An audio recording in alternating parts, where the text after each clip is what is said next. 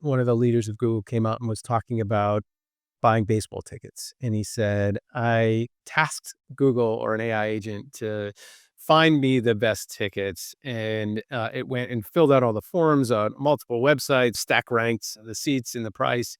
Two questions. One, is that something that brands need to pay attention to if they're not e-commerce, of agents almost researching without you?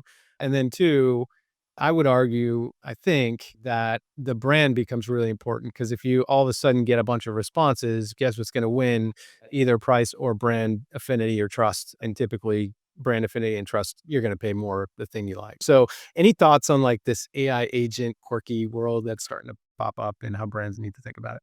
Did you hear how Amazon shut down Alexa? No. They basically threw in the towel. They were like, this didn't work. We thought that people were going to be in their homes and they were going to say, hey, Alexa, go find me the best baseball tickets for blah, blah, blah. And then I found you these baseball tickets for whatever, Padres versus Mariners. There was that assumption that would be a huge market, and just something like less than 1% of consumers ever use that thing. I don't know. I don't want to prognosticate too much, but I think big tech is obsessed with this idea of technology doing these tasks for you. I'm skeptical. I do think it will exist. I think there will be 1% of people who hardcore use it this way.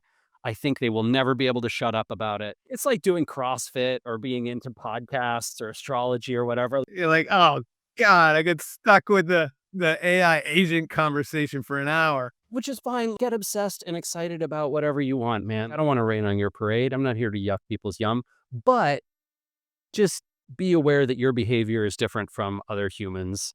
Would I put a ton of effort into that? Only if you think that those hardcore early adopter techie type agentic AI obsessed people are going to be big users of your service.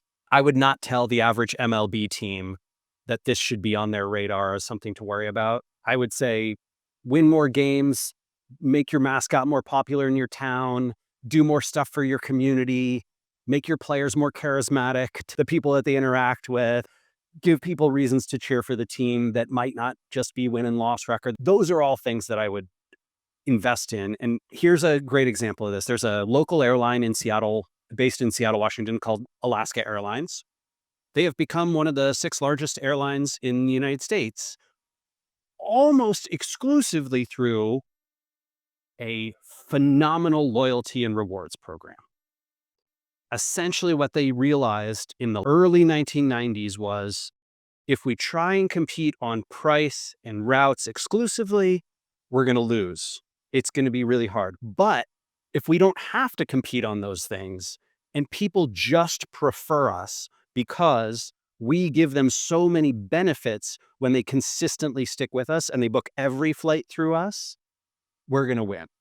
And that realization, to some extent, almost as much or more than like Southwest's innovations around airlines, was a winning formula for them and continues to be.